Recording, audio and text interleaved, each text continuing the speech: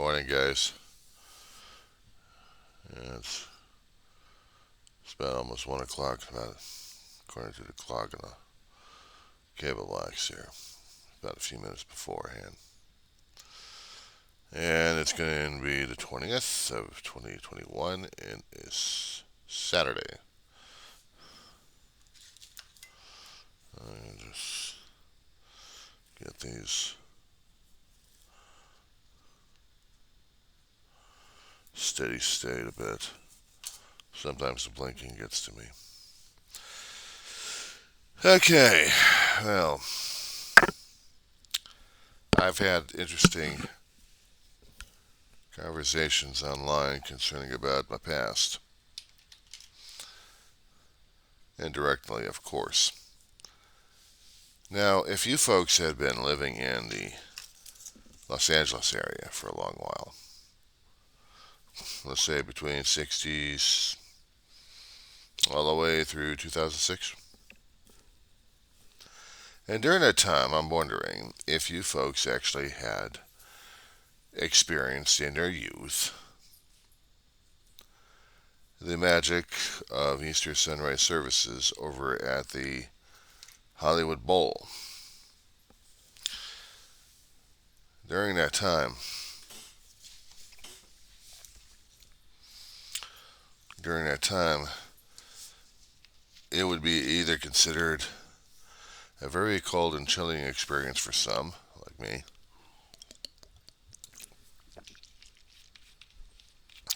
or it would be uplifting and beneficial for some, and others wondering why the hell they were dragged there at 4 o'clock in the morning just to park the car, walk up hillsides, pushing wheelchairs. Well, lucky for us, I didn't have to do that, not until about 1 year anyway. But growing up on KTTV and a few other independent stations, they decided to run with it between 5 o'clock in the morning all the way through 7 o'clock in the morning. Because by that time the sun's already over the hillsides, it's already lit up the area like crazy, and then the service is already whatever. That they were between 5 and 7 o'clock in the morning. Of course, if you wanted to be there on camera,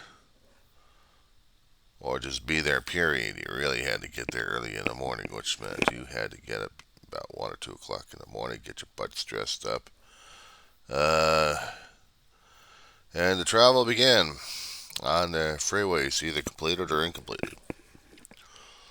Usually the Hollywood 101 and the 5 freeway for some people if they're coming across the valley. The 118, I don't think it was even being built during that time. The Ventura was still being under construction in certain sections, but I was still able to get into the area anyway. So you had a nice little congested area, but also along the surface streets was big compacted, including along Cahuenga Boulevard going through the pass. Boy, did they have problems with those. And it was just trying to get the constructions going. But traveling through the freeway through the pass, I'm seeing this lighted cross as a young kid. And I had no idea what the hell the damn thing is. I mean, sometimes I'd be sleeping through the damn thing. I mean, once in a while it gets me in the car and I'm pretty much zonked out. It's cold enough in the car where the Hershey candy, the chocolate kisses, are still in there and not melting away.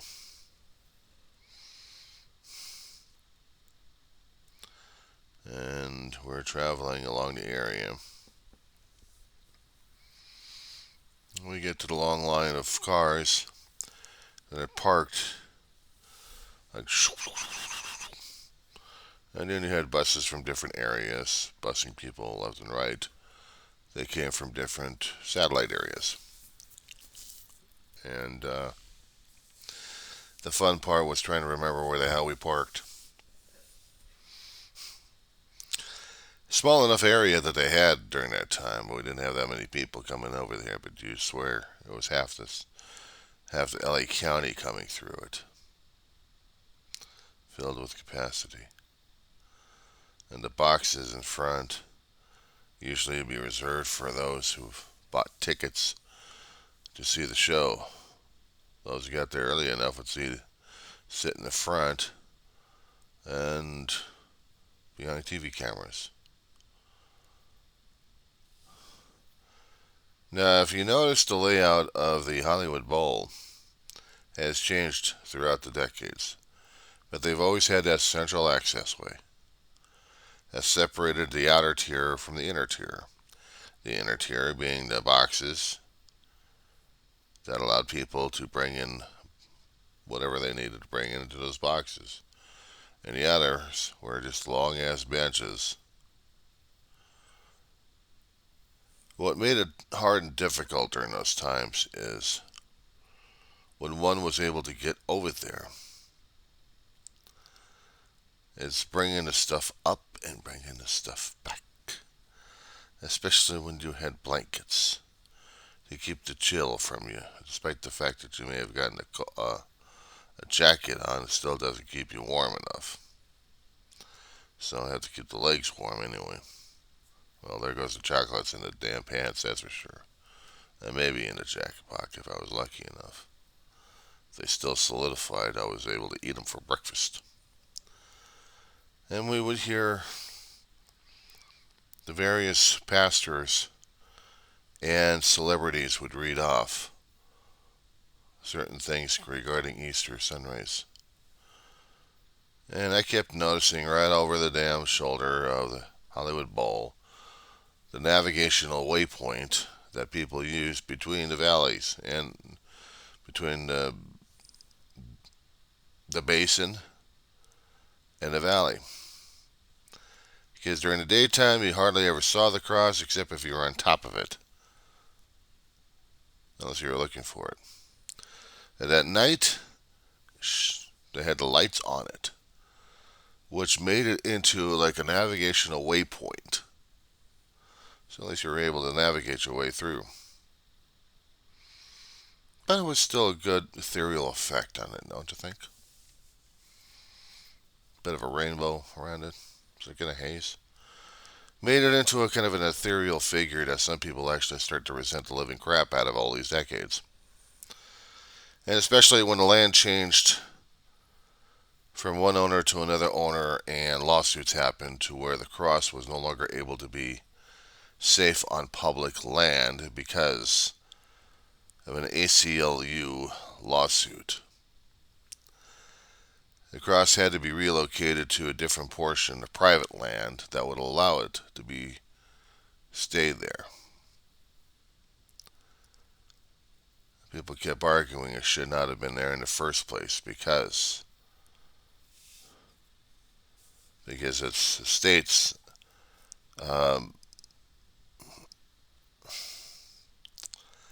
state supporting religion. Well, after decades, about I don't know how many decades it was for it being over there, eventually someone had to sue the living crap out of it, the owners of it. And since it was originally on state property or federal property, but it was on public land, a lot of people made a pilgrimage up to that cross.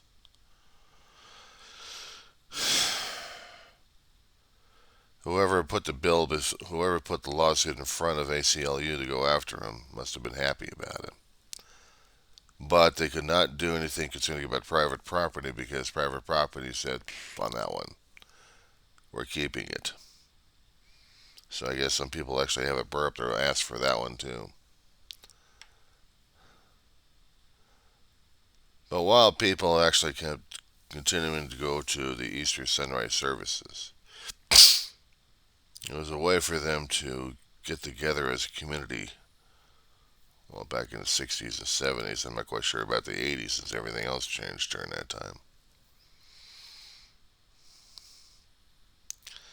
I remember Shirley Jones before she passed away.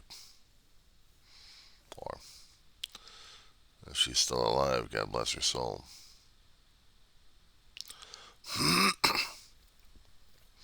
She would read the story of the Master. I'm surprised you can find the information online and the complete text of it. Every time she kept saying it, every time we kept going over there for several years, it always stuck in my head. She always put so much emphasis in it.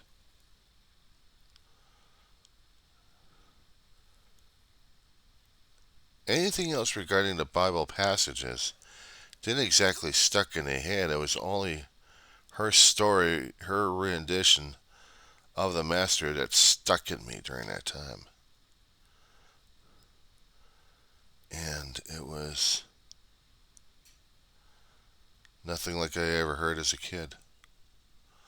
Oh, I've heard the other pastors in the churches I've gone to talk about it in Easter. They tried to be exciting about it. Sometimes there was one particular pastor who was absolutely boring as hell. But you still gotta love the guy for trying in the first place. He had a monotone voice.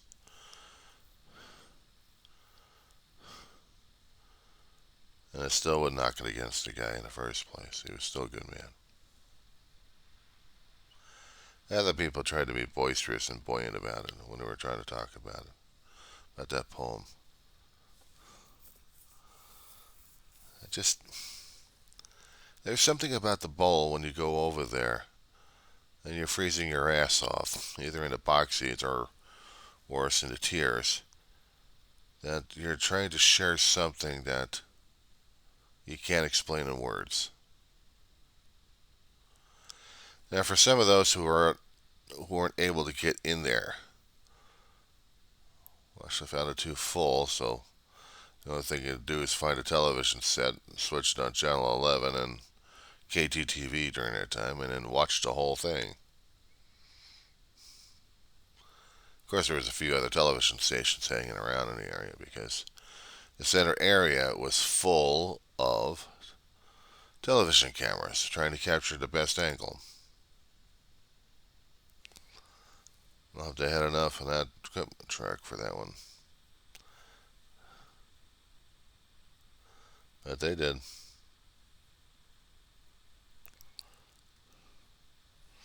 What got me this morning, it's not the memories of thinking about that and how it made me feel about it. People's disregard concerning about other people's viewpoints of religion and their own faith. See, to me, it's an attack on faith, an attack on people's principles, attack on people, period. That cross, as some people had quoted, would be wagging obstruction or wagging something. Something like an insult or something like that, a finger wagging at people. I've been looking at the cross. I've looked at the cross all my life. Going and living in the San Fernando Valley as long as I had, I used it as a waypoint. I used it as something of a comfort and faith, and I used it for many reasons. Of course, I know it's my personal opinion. I never shoved it down people's, I never shoved it down people's throat. But to try to get the negative reaction as the one person wanted in the first place, I hope he's enjoying it. Because that's only what a troll would do in the first place. To insult someone's religion, regardless of what it is, it's still an attack. It's still an affront. I don't take too kindly to it. It's like if I'm going to be of an atheistic or agnostic point of view, and I'm going to say that God does not exist and these guys are fools because they are worshiping cult. Well, on one technical aspect, yes, it is a cult of sorts. like every other religion we've got. Hear me out. Without meaning to disrespect, hear me out. From an agnostic and very ignorant point of view of what religion is and what it means to another person. Saying those kind of things to another person's faith and belief is basically a personal attack. And that I understand it well too well. I understand it too well on that one. For me to say it in that particular viewpoint, saying that the cross is meaningless, it is a joke to a lot of people, much like the Jewish star is, much like, yeah, you've heard the Pandora's box opening up on that one too.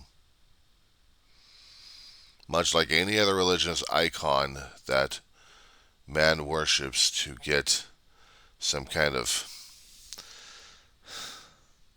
meaning out of life, one way or another, to understand life, to appreciate life, one way or another, through various teachers and imams.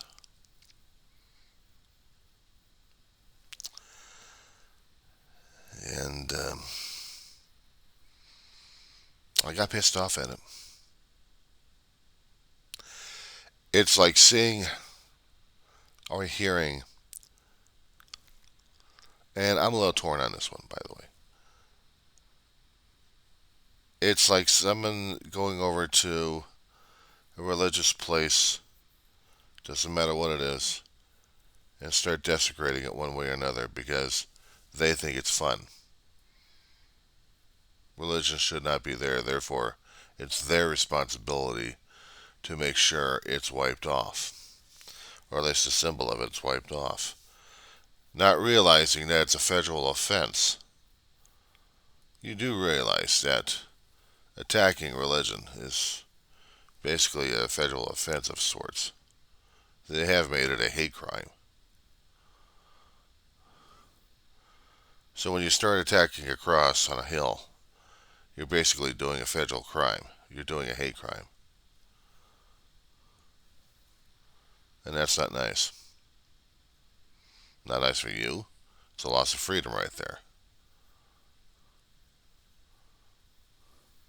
It's not nice to others because they're going to have to find a way to forgive you for that one because of their upbringing, their teachings, their faith. Of course, you wouldn't care about it in the first place unless it jumped up and bit you in the ass. For me, on the other hand, I was raised not to devalue anybody's faith in any way, shape, or form. It's hard enough for me to do it into an example at this point over here. I could try doing it against the Jewish faith because I know they're not going to go ape over it. Only because I have great respect for it. And if I'm going to be doing that against my own religion, which is Christianity, I've got enough historical background, I've studied enough to know that mankind's really screwed up on everybody else on that one. They'll use religion to do harm. In fact, if I'm not mistaken, everyone else keeps screwing up on the damn crusades.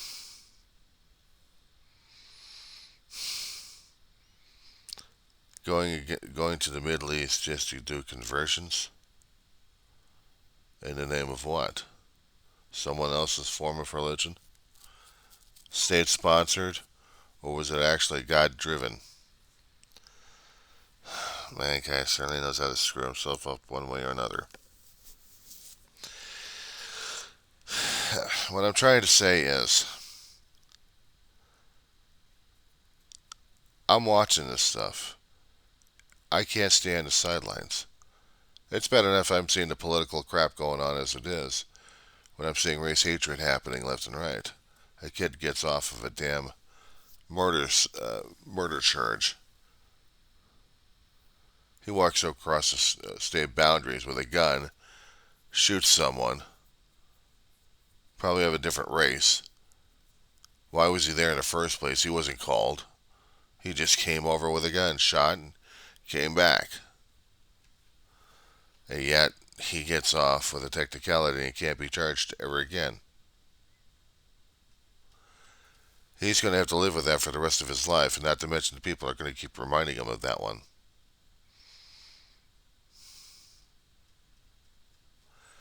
They keep forgetting what happened to the guy who did George Floyd.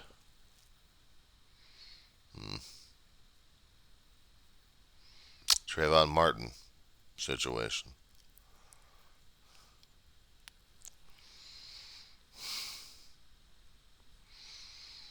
I'm equating that with, I know it's a stretch at this point, and it should not be, but attacking someone's religion, it's not cool, it's not ethical, it's not right. I know you have your opinion, and you need to address it as such. Keep in mind, you probably don't care about the other people's opinions, and you don't have any care what they have to say. You don't care about their feelings being hurt because you have to say your own trollish idea. You could have just said that growing up, I found the cross on the hillside distracting for driving. That I can understand. But the question is, why were you distracted in the first place? Why were you paying attention to the hillside instead of right in front of you?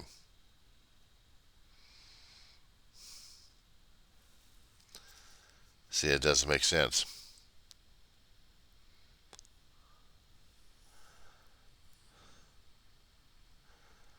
The only thing I can tell the others who are still saying this to everybody else, saying that their opinion is right and it's all a cult.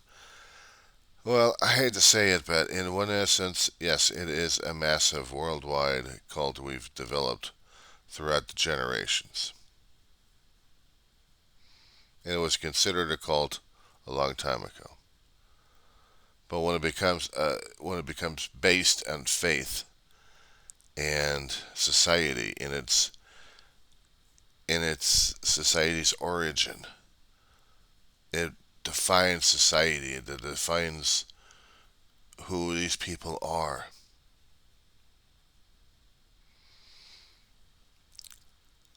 To desecrate in any way, shape, or form is to say that society is no damn good. You're putting hatred into it. You may not agree with it, and it is your First Amendment right to protest against the government's dealings. But when you're dealing with against someone else's religion, keep it to yourself. We don't need to hear their damn crap. I hope you're bored out of your gourd today.